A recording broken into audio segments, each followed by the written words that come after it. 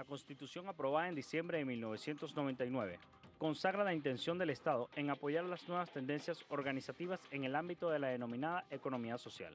En su artículo 308 sobre el régimen socioeconómico y la función del Estado en la economía, se establece que el Estado protegerá y promoverá la pequeña y mediana industria, las cooperativas, las cajas de ahorro, así como también la empresa familiar, la microempresa y cualquier otra forma de asociación comunitaria para el trabajo, el ahorro y el consumo, bajo régimen de propiedad colectiva, con el fin de fortalecer el desarrollo socioeconómico del país. Sustentándolo en la iniciativa popular, se asegurará la capacitación, la asistencia técnica y el financiamiento oportuno.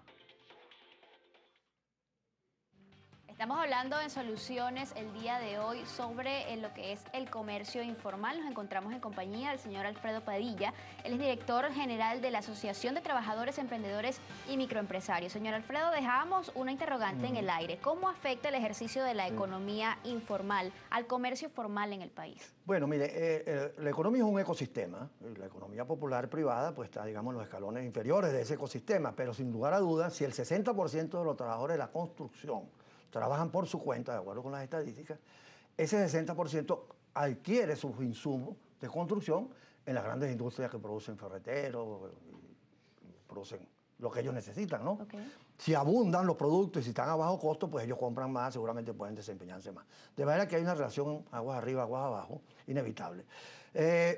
Por supuesto que las empresas que producen salchichas, industrialmente hablando, sobreviven porque muchas empresas formales les compran, pero también porque existen los perros calienteros legalmente permitidos en las ciudades, ¿no? Cuando hacen los trámites legales, ¿no? De lo mismo ocurre con el transportista por cuenta propia. Si la industria automotriz está escasa de repuestos o abundan los repuestos y están a la mano, se resuelven más fácilmente los problemas. Y además es un gran mercado para la gran industria de automovilística, que la industria importadora de repuestos, fabricantes, porque son muchos los que compran cosas, ¿no? De manera que es una relación inevitable, para bien y para mal. ¿Qué pasa en el caso que conversábamos en el corte? Con respecto a, por ejemplo, este comerciante formal que se dedica a la venta de zapatos, de calzado, correcto. Pero resulta ser que en la acera, justo enfrente de su negocio, está una persona de la economía informal que vende también calzado. ¿Qué ocurre en ese caso si el comerciante informal en este caso generalmente obtiene un margen más elevado de ganancias por su condición o por su actividad que el comerciante formal? Es probable, lo recomendable allí es que hayan dos zapaterías en una sola. De manera que se pudiera formalizar se le pudiera dar una posibilidad cierta de adquirir un local o entrar en un mercado modesto, pues, de economía popular, pagar lo que tenga que pagar, que seguro si le dan esa oportunidad lo haría, y convertirlo en un contribuyente. Para eso hay que modificar legislaciones, facilitar trámites, dar permiso del ejercicio por un tiempo mientras arreglan los papeles, diálogo, como le decía, posibilidad de llegar al crédito, de manera que tengamos emprendedores que van cada vez más creciendo como microempresarios y abunde la empresarialidad en el país. Eso es lo interesante, un rumbo de esa naturaleza es lo recomendable. ¿De qué manera se puede lograr eso? Eso se puede lograr creando un clima favorable a la vida productiva en general, donde nadie tema que por trabajar o por emprenderse pueda perder su negocio. Ha ocurrido accidentes de este tipo que vale la pena recordar. Si yo monto un pequeño negocio de estacionamiento y me expropian sin compensación, pues sencillamente me arruinaron, aunque lo hayan hecho a favor de una gran causa, ¿no? Eso ha ocurrido en algunos lugares y eso no debe seguir ocurriendo, porque el Estado tiene que respetar la propiedad de los demás. Y es cierto que hay una pluralidad económica popular. Digamos que hay quienes les gusta la cooperativa, hay quienes hacen su propio negocio microempresarial en la casa, hay quienes montan un negocio con los amigos y hay quienes montan un negocio comunal con lo que a ellos les parezca interesante. De manera que la pluralidad económica es lo que hay que respetar. El tema de la ley de costos y precios justos pues ha afectado significativamente y ha causado una gran reacción por parte de los comerciantes formales en el país.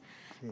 ¿Cuál es el punto de vista desde el comercio informal con respecto a esto? Bueno, ¿los está afectando también a ellos en la misma medida, siendo que no cumplen quizás con los mismos requerimientos fiscales que el comercio formal? Sí, pero parece mentira, pero sí, la ley establece que la ley de costos y precios justos es aplicable a toda persona persona natural o jurídica, o sea, a toda persona jurídica formalizado y a toda persona natural que ejerza el comercio, produzca o preste servicio.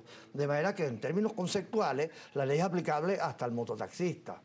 Yo no sé cómo se podrá controlar esto, pero ciertamente la ley es para todo aquel que hace alguna actividad productiva de servicio o de transformación o lo que sea, ¿no?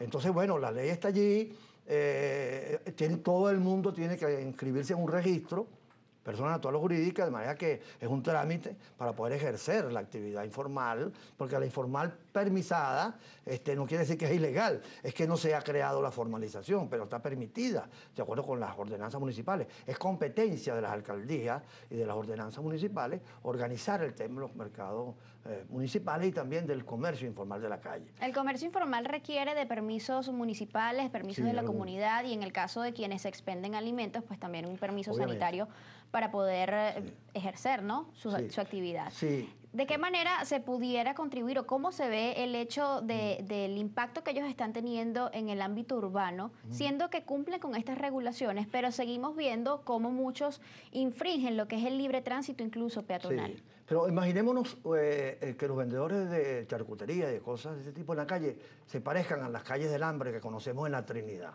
Es decir, no estás eliminando la posibilidad, sino que estás reubicando en un lugar adecuado, iluminado, comprometido con la limpieza del entorno, con la manipulación de alimentos que autorice sanidad, y entonces no arruina, sino que reacomoda, ordena, reordena. No todo es posible hacerlo así, por supuesto, pero hay muchos ejemplos de negocios kitipón con mobiliario adecuado. No es lo mismo vender café de madrugada que vender ropa, es decir, no tiene por qué ser el mismo mobiliario. Hay muchas modalidades, muchas ciudades han resuelto esto, y también en muchas oportunidades. Madrid abre mercado informal solamente los domingos, el mercado del rastro. Lo que venden ese día los informales les es suficiente para no vender el resto de la semana. Pero todo el que va a España va al rastro los domingos. ¿Usted cree que una iniciativa como esa sería posible Hay varias, en entre Venezuela? Otras cosas como esa, atractivas, bonitas, con buen comportamiento, los mercados de hortalizas a cielo abierto, kitipón, bien llevados, mercados municipales que se convierten en grandes atractivos vecinales, en lugares de encuentro de los amigos, bien llevados, bien administrados, bien surtido. Todo eso le da una respuesta a la ausencia de empleo de empresas grandes que poco hay en este momento, ¿no? Porque hablamos de más del 60% de población que ejerce la economía informal de algún modo. En este caso también se habla del 53% de la población económicamente activa que se va por el comercio informal y no necesariamente tiene esto como la principal fuente de ingresos, es correcto, sino que también puede ser una segunda fuente de ingresos, pero que no lo van a dejar de hacer. Ahora mi pregunta sería, ¿se puede en Venezuela, conociendo pues la cultura que tenemos y en estos términos, llevar a que el comercio informal se ejerza, por ejemplo, en zonas determinadas un solo día a la semana? ¿Usted cree que eso es posible? Que la gente quizás podría ser más de un día, podría ser con promoción publicitaria del municipio para que la gente visite, con seguridad para que la gente vaya. Es posible que un solo día de venta dé mucha satisfacción, dependiendo del lugar, dependiendo de lo atractivo que pueda ser, 6 puntos de venta, etcétera. Hay mercados donde la gente se puede trasladar gratuitamente. En Lima hay experiencia que los artesanos que estaban agolpados en el centro fueron sacados a lugares más externos, pero el Estado puso transporte para los turistas para llevarlos de gratis a comprar artesanía peruana en las afueras de Lima. Hay soluciones, hay ejemplos en Medellín, hay ejemplos en Quito, hay ejemplos en Maracaibo, hay ejemplos en Venezuela también.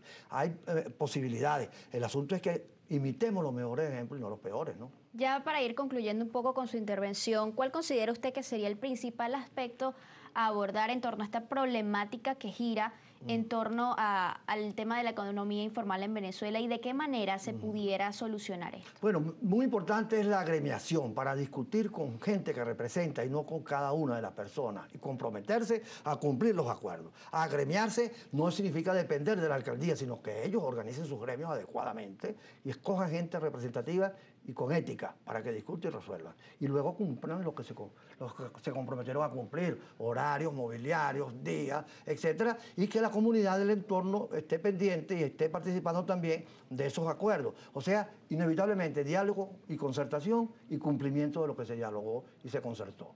Ahora bien, pues en este sentido, ya por último, ¿cuál sería la recomendación fundamental que usted le da a todas las personas que ejercen la economía informal en el marco pues de generar este clima de diálogo y de lograr lo que se quiere y de en cierto modo de causar el menor impacto posible? Bueno, que se organicen para que las cosas se hagan como deben ser, se presten a la capacitación, porque gerenciar un negocio, comenzando por una sola persona, es tan complicado, quizás más que un negocio grande.